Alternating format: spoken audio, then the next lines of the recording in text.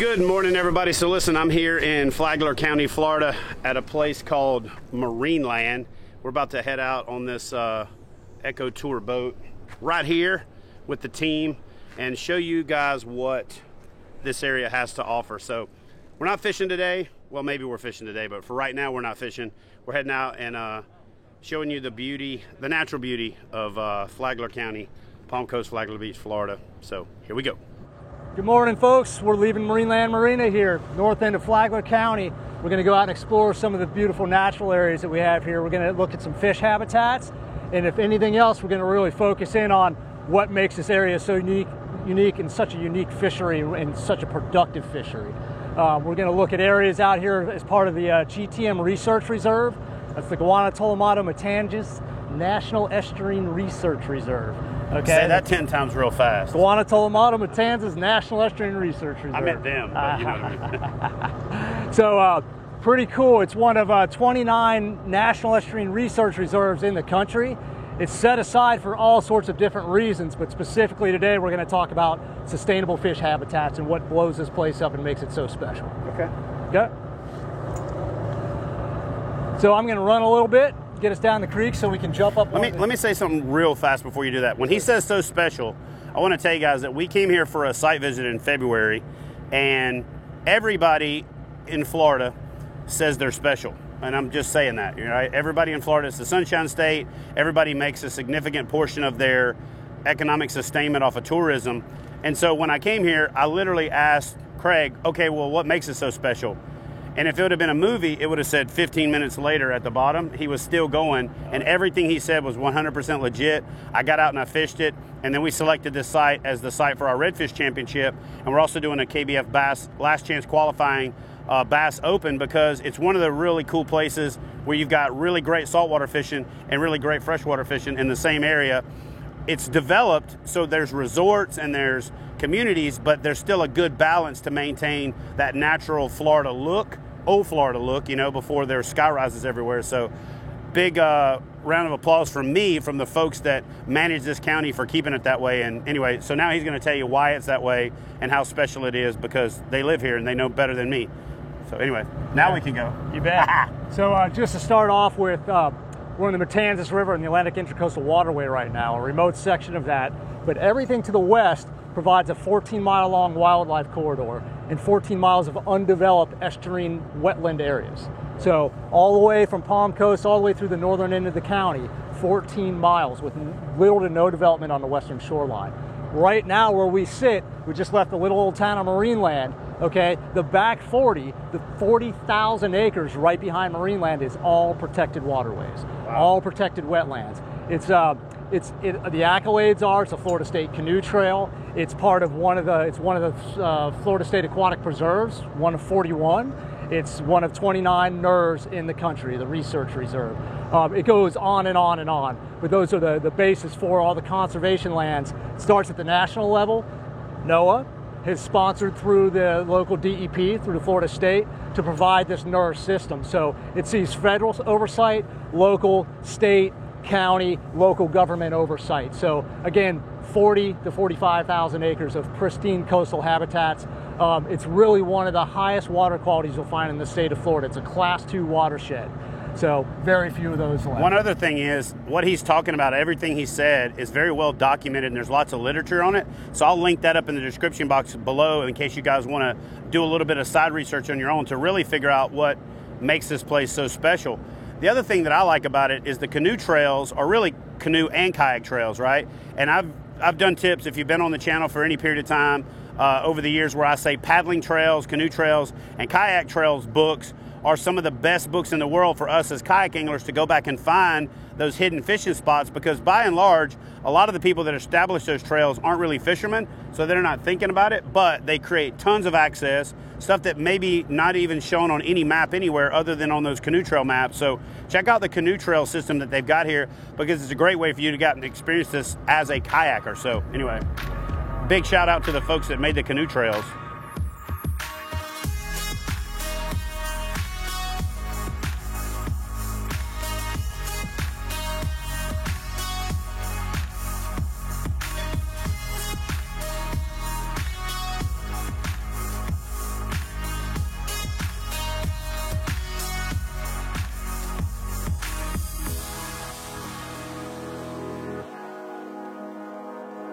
All right, so Chris, listen, that was a pretty cool run.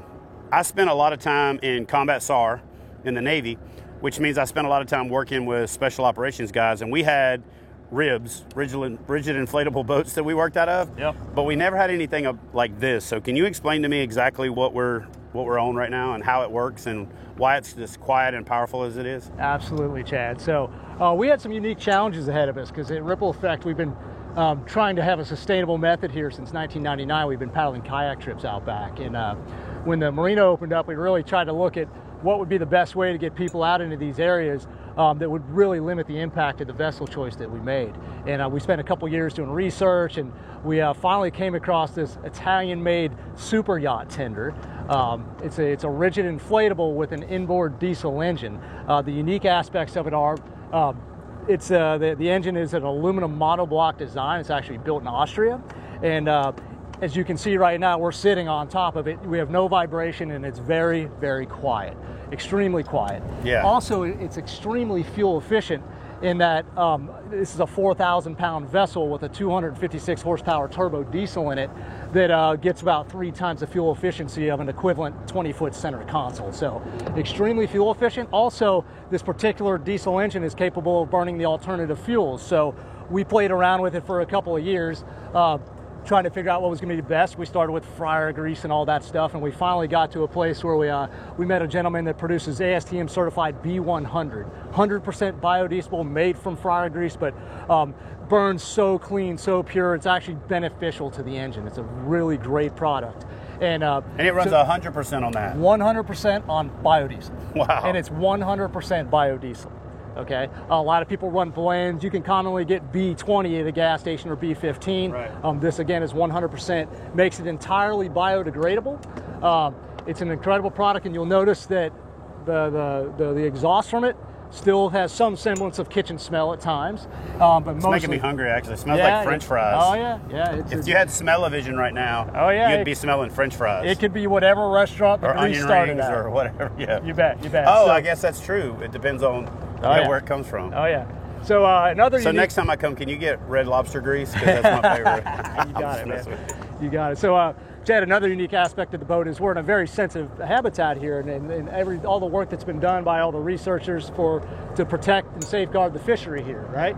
And this fishery, you know, and these very sensitive substrates that we're traversing right now are very shallow. So this boat doesn't have an outdrive on it. It actually has an internal jet, okay? And that jet does not protrude below the bottom of the boat at all. Okay, much like a jet ski, but it's a louvered jet. It's a much more sophisticated system. And what it allows us to do is traverse these sensitive habitats and not churn up the bottom, not chunk up oysters. Cut up the seagrass. Not cut up the seagrass, and especially not harm any of the marine mammals that we see in this area. And we especially manatee, because we're in like manatee country. You bet. Manatees and dolphins. In fact, they said there was a manatee at the marina before we got there because we were late. And the manatee was queued up for the time that we're supposed to get there. And maybe we'll see another one soon. Yep. And the snapping alligator jaws are just around the corner. I'm just kidding. So, yeah, pretty cool vessel, and that's it. No propeller, a sustainable, reusable, and renewable fuel. Well, oh, he's got a fish. Uh-oh, going back that way.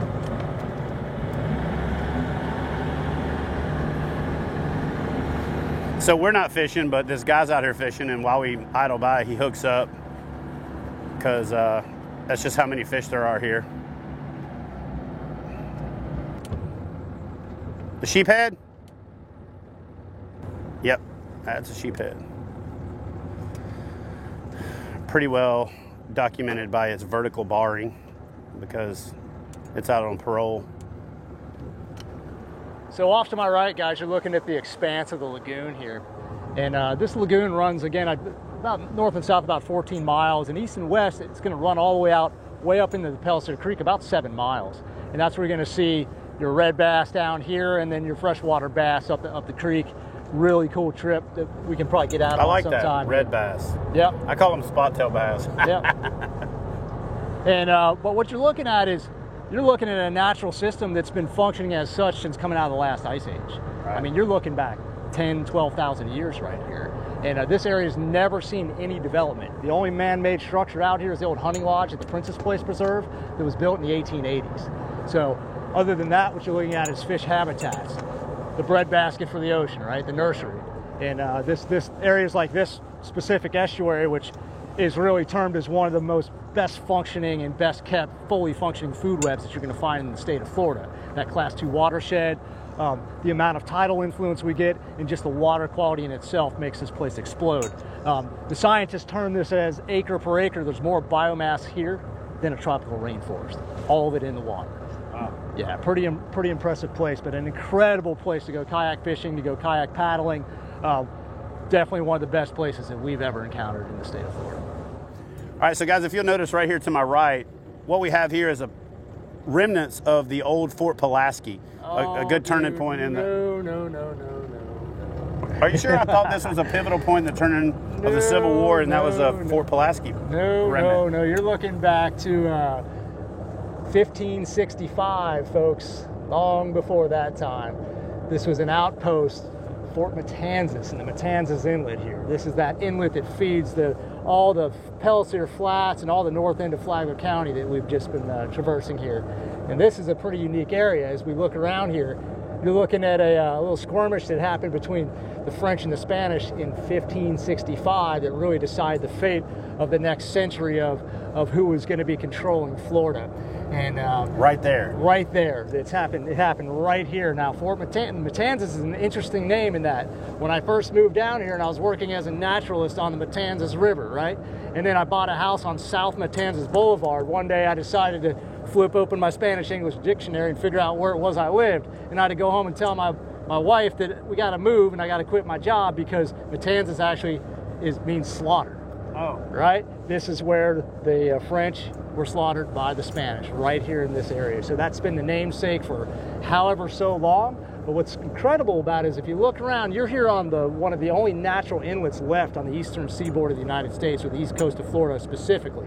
And when we spin around here, what you're going to notice, typically an inlet in Florida is loaded with condos and high-rises. You're right here, the Atlantic Ocean is right there up past that bridge, and you can see that we've got nothing but natural areas all around us. So what's in a name?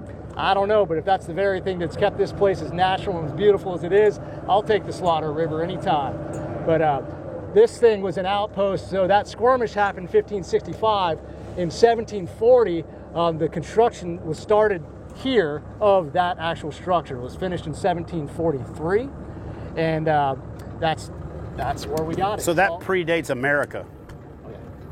That's pretty dang cool. Most definitely. And for those of you watching that don't know, 1776 is when we were born. I'll throw that one out there for you for free. All right, so Chris, this bridge we just went under, when we first went under it, I thought it was just a fishing bridge because there were so many lines hanging off of it, but that's actually a functional highway. What highway is that? That's Highway A1A. Oh, that's the A1A. Yes, sir. Beachfront Avenue. Shout out to Vanilla Ice. Girlie's on standby, waiting just to say hi. Did I stop? Nah, I just drove by, kept on, presuming to the next block. Anyway. Oh, I'm starting to feel it. Keep it going. Yeah, I could do the whole thing. I'm just saying. Anyway, you guys comment below if you want me to do a video where I do the entire Vanilla Ice rap on video, and I'll do it in the next video. Y'all comment below. Do the whole thing right now. No, I'm not doing the whole thing. They got to earn it. They have to earn it. Do a little bit more. That's it. You gonna throw down? Yeah. They got to do the whole thing. I'll have Craig beatboxing behind me. You know what I'm saying? Anyway, we'll come back to that. Y'all comment below if you want to see that. All right, so talk to us about what we've got going on right here. Yeah, you're looking at the scenic A1A Coastal Byway, the bridge going across the Matanzas Inlet. The Matanzas Inlet, again, being that one of the few natural inlets you're going to find on the eastern seaboard of Florida. And when I say natural inlet, what I'm talking about, it's undisturbed. There's no aids to navigation. There's no dredging. It's Mother Nature left to her own devices here. And shoals all the way around, yeah, pretty much, right? I'll spin us around here. You can actually see that there's breaking waves all the way around the outside. So not an inlet that anybody should be running to try to get offshore without. No yachts coming in and out, right? No yachts. And even the local guys that fish it are very particular about big high tides and the exact timing of getting in and out. So definitely one of those really cool spots, but one of those areas that you can see the shoaling, the sandbars all the way across, and you can see the breaking waves all the way outside and the shrimp boat just beyond them there. So when the bull reds are spawning, this is probably like prime. This place blows up, and today there's probably 15 people on that bridge there'll be hundreds of people up there when combat fishing. Oh, big time. Big time. Yeah, this is an extremely productive inlet, and we're one of the few boats that actually runs in and So out. to the Yankees that I made fun of in the video about fly fishermen up north standing shoulder to shoulder and said we don't have that down south, I stand corrected. Yes, sir. All right, guys, for the record, I was joking earlier about the Fort Pulaski thing. I actually lived in Savannah. I know Fort Pulaski very well, and I'm a history buff, but I've never heard of this fort, so I'm going to let Chris explain the significance of this little outpost right here. Talk to us, Chris. Yeah, you betcha. This is the Fort Matanzas National Monument. This was erected in 1740. They started in 1740. About 1743, Oglethorpe came in and tried to get in the back door here in the Matanzas Inlet to go sack St. Augustine. And just about 90% completion on this, and the guns were just put on the deck. A few shots were fired. Oglethorpe went on his way, and this is sat, literally served 1 or 2 days in active duty, and has sat just as such since 1743. The construction of it's unique in that it's actually it's a local material called coquina. It's actually quarried and harvested off the beaches back behind Marineland, and they cut it into blocks, and it's super soft, so it absorbs any type of cannon fire, and it's just a really good building textile. And you can see that since 1743, very little work has had to be done on this facility here, on this little fortress. Awesome. So again, just to further go back to the fact that I was joking, Oglethorpe was actually kind of ran back to Savannah. He actually spent a lot of time on Whitmarsh Island and Skidaway Island, moved into Savannah. In fact, in Savannah, the mall in Savannah is called Oglethorpe Mall, and he also had a significant role at Fort Pulaski. So a little bit of a joke there earlier, but tie a little historical significance to how significant this outpost was, because little things like that, preventing certain things from happening, have changed the domino effect of what America is today. And a lot of people don't know one little thing this way or that could have changed the way the world played out, especially with how fragile the nature of the American government, international relations, and everything were back at that time. So, he ended up being the guy that oversaw the penal colony in the state of Georgia, which kept all the criminals out of Florida. So a little bit of historical significance for you there, and now we can go look at dolphins again. All right, so that was pretty cool. It was a fun boat ride. Now what we're going to do is we're going to head over and actually check out the operation of the Ripple Effect Guide Service. Check out their kayaks, check out their headquarters, and if you guys want to come down here and experience the natural environment here on the Matanzas in Flagler County, and you don't want to bring your own stuff, you can check out the folks at Ripple Effect. So let's go see what they have to offer. All right, so this is Sean right here. So Sean's Chris's brother and also works here at Ripple Effect. He opened up to show us, what they have to offer. So how many guests can you guys accommodate for taking out on a paddling We can accommodate up to about 36 guests. Yeah. So it doesn't matter how big the group is you're bringing. If you want to come check out this area, if you want to get out there and have that natural environment experience, low impact, quiet, no motor, check these folks out at Ripple Effect. We're going to hear a little bit more about the business from Chris, and then we'll go check out the rest of Flagler Beach, Flagler County, Palm Coast.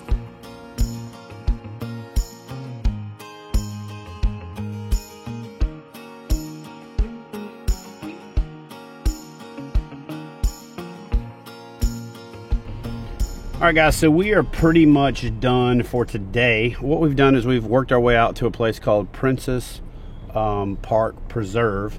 It is a really, really cool area. We've been driving around. There's Spanish moss and live oaks everywhere, and palmettos and palm trees. And then there's like hogs rooted up everywhere, but pretty much everywhere you go, you see a hog. So we're gonna finish this vlog with a hog. So hopefully we can see one, because we've been seeing them but didn't have the camera out. So now we're gonna get the camera out and hope we still see one. So anyway, hope you guys love the videos, like the vlogs, smash that thumbs up button if you do. Leave a comment in the comment section below. So today we spent a day doing research and checking spots and all that stuff that's part of the fishing experience, but it's not necessarily on the water with a rod in your hand fishing. So it's part of it. Hope you enjoyed it.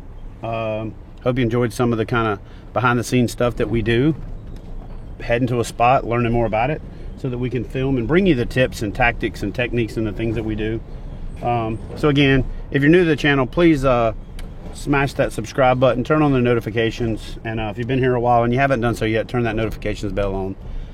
We'll see y'all in the next video, but for now we're going to try to finish this vlog with a hog.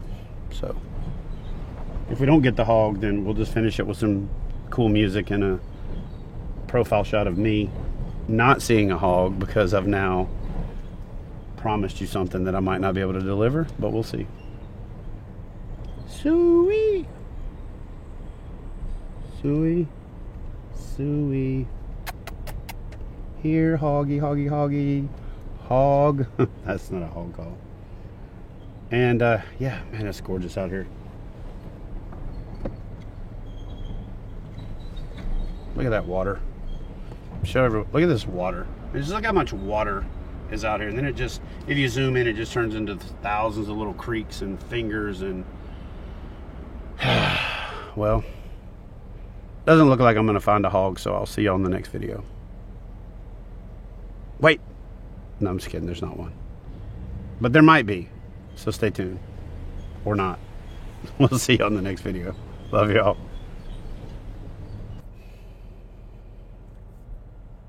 See if you can get this guy with a cat on his lap when he comes by real slow.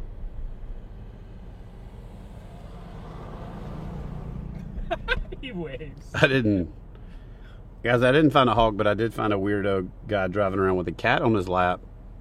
Okay, that doesn't count. But, so look, through the power of video, we're going to fake it here, and we're going to finish this episode with a hog, because I have had hogs in past episodes, so we'll just cut back to that from Honey Break, and that'll just have to work. Sorry, I tried.